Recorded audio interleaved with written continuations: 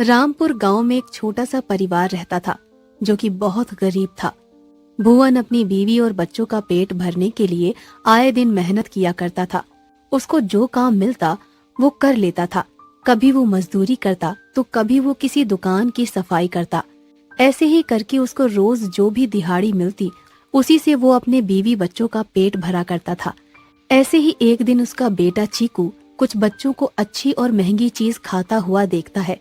ये देखकर उसको भी लालच आ जाता है और वो उन बच्चों के पास जाता है और कहता है, तुम ये क्या खा रहे हो? इसे पिज्जा बोलते हैं, ये बर्गर है। अरे हम बता भी किस गरीब को रहे हैं जिसने कभी स्वादिष्ट पकवान को देखा ही नहीं है। ये बोलकर सभी बच्चे चीकू का मजाक बना देते हैं। ये देखकर चीकू उदास हो जाता है और घर जाता है। चीकू को उदास देखकर उसकी माँ रूपा उसके पास जाती है और उससे बोलती है, अरे क्या हुआ मेरे लाल को? आज मेरे राजकुमार का मुंह क्यों उतरा हुआ है? माँ, अगर मैं आपका राजकुमार हूँ तो आप क्यों मुझे बाकी बच्चों के जैसा खाना नहीं देते? आपको पता है सारे बच्चे कितना स्वादिष्ट भोजन करते हैं जिसका मैंने कभी नाम भी नहीं सुना। बेटा, शायद हमारे नसीब में कुछ अच्छा खाने को है ही नहीं, और मैं तुझसे वादा करती हूँ आज मैं तुझे केवल रोटी और प्याज नहीं दूंगी। आज तुझे रोटी के साथ सब्जी भी मिलेगी। सच्ची माँ, तुम सच कह रही हो? हाँ मेरे लाल, मैं सच बोल रही हूँ। बस तू एक बार अपने पापा को आ जाने दे, उसके बाद हम सब मिलकर एक साथ रोटी और सब्जी खाएंगे।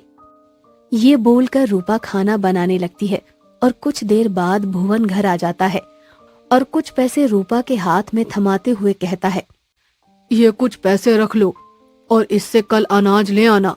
कल अपने बेटे चीकू का बर्थडे है ना, तो मैं सोच रहा हूँ कि आज थोड़ी और मेहनत कर लूं ताकि कल हम अपने बेटे को अच्छी अच्छी चीजें दे सके, जिसकी जिद ये हमेशा करता है।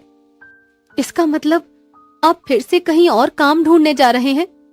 हाँ रूपा, मैं सारी रात काम करूंगा और अब कल रात को ही आ पाऊंगा। अच्छा ठीक है, पर आप खाना तो खा लीजिए।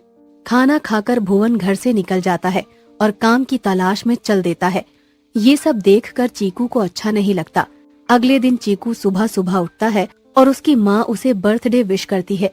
कुछ देर बाद चीकू खेलने के लिए बाहर जाता है, पर कोई भी उसको अपने साथ नहीं खिलाता। जिसके बाद चीकू निराश होकर एक तालाब के पास बैठ जाता है और तालाब में पत्थर फेंकने लगता है।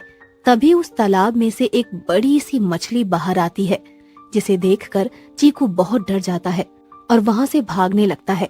पर वो विशाल जादुई मछली चीकू को रोकती है और उसे कहती है, क्या हुआ बेटा, तुम इतने निराश क्यों हो और तालाब में इस तरह से पत्थर क्यों फेंक रहे हो? क्या तुम जानते हो तुम्हारे ऐसा करने से किसी को चोट लग सकती है?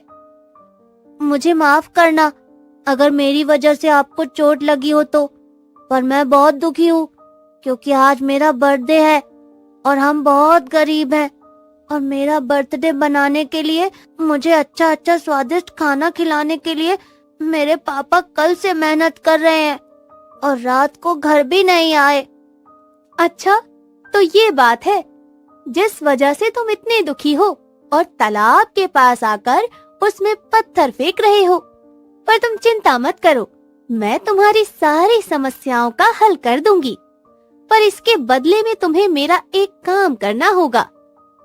पर मैं तो छोटा सा बच्चा हूँ, मैं आपकी क्या मदद कर पाऊंगा? अब तुम ही मेरी मदद कर सकते हो। यहाँ पर कुछ दिनों से मछुआरे आ रहे हैं मछली पकड़ने के लिए और एक एक करके जाने अनजाने में कई अनोखी मछलियों को मछुआरे नष्ट करते जा रहे हैं। मैं चाहती हूँ कि तुम उन मछुआरों को रोको ताकि हमारी प्रजातियां बची रहें। इसके बदले में मैं तुम्हारी मदद करूंगी। मछली की ये बात सुनकर चीकू उससे वादा करता है कि वो मछुआरों को यहाँ से मछली पकड़ने से रोकेगा। ये वादा करके चीकू अपने गांव जाता है, जहाँ वो देखता है कुछ मछुआरे तालाब में मछली पकड़ने के लिए जा रहे होते हैं।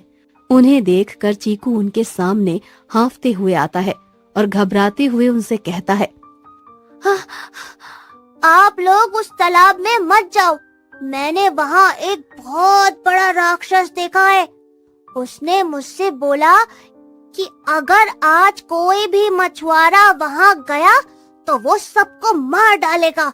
मैं बड़ी मुश्किल से अपनी जान बचाकर आया हूँ। मेरी सबसे विनती है आप लोगों से कि आप सब वहाँ पर मत जाइए। चीकू की बात सुनकर सारे मछुआरे डर जाते हैं और उस तालाब पर जाना बंद कर देते हैं।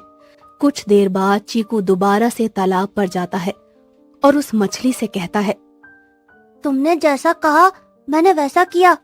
अब तुम बताओ तुम मेरी मदद कैसे करोगी और किस तरह से हमारी गरीबी को खत्म करोगी। चीकू की आवाज सुनकर वो जादुई मछली बाहर आती है और बाहर आकर चीकू को 3 जादुई चक्की देती है और उसे कहती है, ये है जादुई चक्की।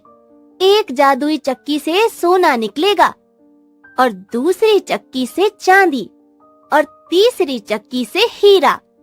इस चक्की से निकलने वाले धन दौलत से तुम रातों रात अमीर हो जाओगे।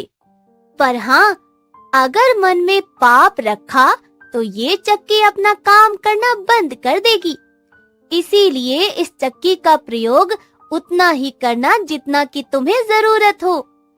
ये सब सुनकर चीकू हैरान हो जाता है और इन तीनों चक्कियों को लेकर अपने घर आ जाता है।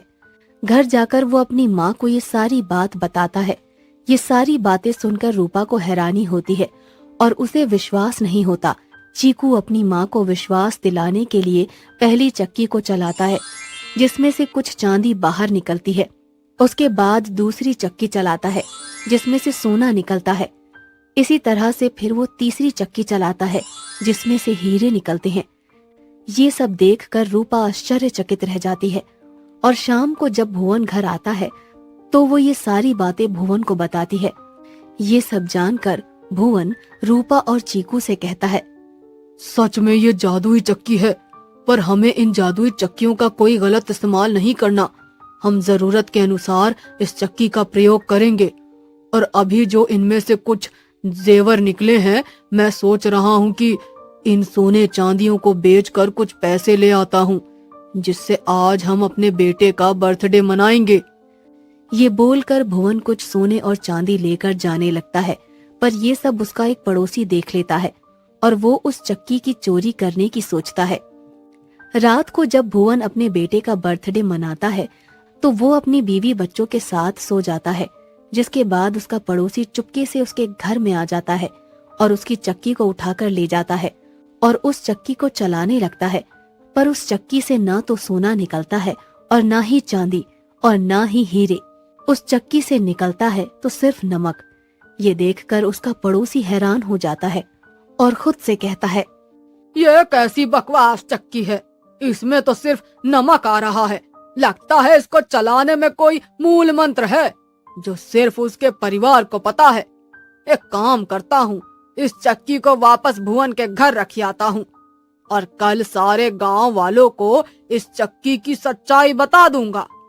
ये बोलकर भुवन का पड़ोसी उन चक्कियों को भुवन के घर रखाता है और अगले दिन सारा सच गांव वालों को बता देता है, जिसके बाद सारे गांव वाले भुवन के पास जाते हैं और उस चक्की का राज पूछते हैं। गांव वालों की भीड़ देखकर भुवन भी सारी सच्चाई उन्हें बता देता है और गांव वालों से कहता है, हाँ, ये चक्की जादुई चक्की है, पर ये चक्कियाँ अपना काम तब करती हैं जब कोई सच में मुसीबत में हो और सच्चे दिल से इस चक्की की मदद चाहे। अगर मन में पाप रखकर हम कोई भी कार्य इस चक्की से करेंगे तो ये जादुई चक्की अपने जादू से सोना चांदी और हीरे नहीं देगी। इसीलिए हम सब गांव वालों को मिलकर इस चक्की का यूज करना चाहिए, पर अपनी आवश्यकता के अनुसार। सारे गांव वाले भुवन की बात मान जाते हैं और भुवन उन तीनों चक्कियों को अपने ही पास रखता है। और जब भी किसी गांव वालों को पैसे या सोने चांदी या हीरे की जरूरत पड़ती तो भुवन के पास आते और भुवन उस चक्की को चलाकर गांव वालों की मदद करता।